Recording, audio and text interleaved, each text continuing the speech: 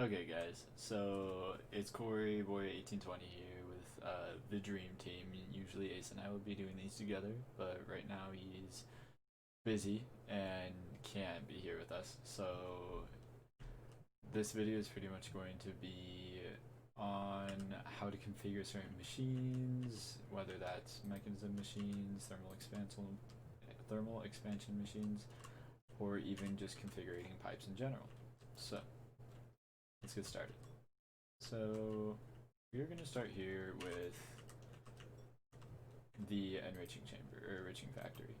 So right here you have an auto sort. So pretty much what an auto sort is going to do, you put the items in, you click auto sort, and it auto sorts it throughout the entire or all the rows that are available to it. So that's one nice thing about these enrichment factories or mechanism factories in general. And a second thing for upgrading is you can put the upgrades in here in the machine after you click the upgrades tab up here in the right corner. Or something faster that Ace told me about is you shift right click on a machine and they just automatically get inputted. It's much faster and saves you a lot of clicking and time, right? Okay, so a lot of people get confused, and I've had so many questions as a mod about why are my items coming out of my machine, even though I configured it correctly. Well, that's simple. Your auto eject isn't on. So, if you want your auto eject to be on, or if you want to get items out of your machine, put on auto eject, and that'll push it out into the next machine. However, that's only if there's a machine next to it, or you have a item transfer duct, or an item logistical transporter pipe. So for this, right now, I'm going to show you how to configure a item duct. For this, I'm using warp item ducts, but this works for pretty much anything, any type of servo, and any type of item duct. So you simply put on a servo, and down here you can see I can whitelist or blacklist items. So if I whitelist the item, I put it in here, and then whatever that item is will get transported out through here. So if I toggle this on, nothing is going to be transported, even though this is a smelting factory. That's because I have copper in here, and I need to specify that I want to put copper into this machine.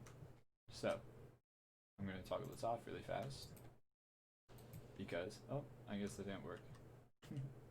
Okay, so one thing that's really neat is that you can toggle on and off. The only way that these item ducts are going to work is if you press redstone control ignored. Another thing about these is you can use metadata. Metadata is stuff like enchanted books, the different enchants on it, or different breakage in the picks. For example, you have two different uses of picks on you. Well, you can put one in, use the metadata, and it'll only take that type of pick out. However, if you ignore it, it'll take all of that type of pick out. For example, you have two of the iron picks that have different durabilities. It'll take out both durabilities. And so blacklisting, this will blacklist the items from being taken out, so it will not transport copper dust. And another cool thing, or another thing that you should know about these, or another thing that we're going to talk about in this video is how to use entangler borders. So pretty much you go over here, you go to side config, and then here's your item config. So when you're trying to eject items, you clearly put them whatever side you want to eject. You can have it on input and nothing, of course. A little bit of lag there. And then if you want it to be on output, like I said earlier, anything you want to take out of an item, you press eject on, right? You do the same thing for energy, heat, fluids, and gases. So one thing that I've recently figured out is something called a configuration card. Now, if you have a ton of enrichment chambers set up and you don't want to configure each one to the same configuration, you simply shift right click, find your next infusing factory, which is in my inventory, right here, and then you just right click. And so everything that was on that is now on here. including the auto sort, the auto reject, and everything. And I didn't have to do a single thing to it besides right click with this configuration card. So that's something really neat. And one other thing is that they actually color code the machines. So for example, the purple right here is going to be your extra, your purple, right? So they color code it. Purple is right here. The blue is going to be the output, right? So blue. Red is going to be the input, and green is going to be your energy. So any items like batteries that have energy. So that's something really neat that Mechanism does for us. Transporter configs don't really do much from what I know. You can also put on redstone signals, which I always keep disabled. I've never really touched those. And then you can also make your terminals or your machines public or private. Next, I'm going to be talking about the cyclic assemblers, so thermal expansion machines. For these, you can put redstone control on, low, or ignored. Usually I keep them ignored. So this is also color-coded, which is really neat that thermal expansion does along with Mechanism. So you can have your schematics up here for your cyclic assembler, obviously. That doesn't need to be inputted by anything. And then for a lot of the machines, it'll have settings where you can input 2 different types of items in 2 different types of slots.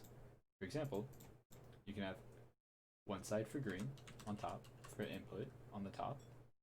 So you put your items in there, and then you have another set of items. Let's break this. You have another set of items on the bottom that inputs into the purples. That way you can make multiple items in the cyclic assembler. That works for induction smelters and other things like that. Okay, so orange is your output, obviously color coded, and then if you need liquids for something that you're building, that's going to be right here, your blue, which is also these. However, the liquid obviously won't be put into here, it will be put into here if you're inputting it. Now, of course, all these need power. So, the magma crucible is slightly different because it takes liquids. Oh, this one doesn't have any augments, but you can easily find a side that's orange like the back. The orange would be used for the output of the liquids. And the blue would be used for putting items like ender pearls and cryothium dust and things like that, which is on the top. And you can configure them just like that. Next, I'm going to be talking about how to use like mechanical pipes, how to configure them, things like that. So a lot of people are confused because thermal towers, you need to, sometimes the brine doesn't come out of thermal towers. And that's something that a lot of people struggle with. However, what you need to do is you need to take something called a configurator. The state should be set to configure items, and you shift and right click the base. If I right click this, nothing's gonna happen. You have to right click the base right here where it's kind of has this box right here. You can set the pull as it'll pop up in the bottom left corner. Nothing, so nothing is going to be inputted. Normal, or push. Now pull is going to pull items out of it. Push is going to push items into it, or liquids. This works for universal cables, mechanical pipes, logistical transporter pipes, and things like that. So yeah, that's about it for this video. I left the cores on the entire time for the video, so you guys simply get the cores, but in later videos, I am actually going to just randomly throughout the video pop up my mini-map and turn it on in the middle of the video, and then turn it back off, so you guys get a quick glimpse of it, but randomly throughout the video, never at a set time. And so yeah. Thanks for watching, guys. Hopefully I helped you out a little bit.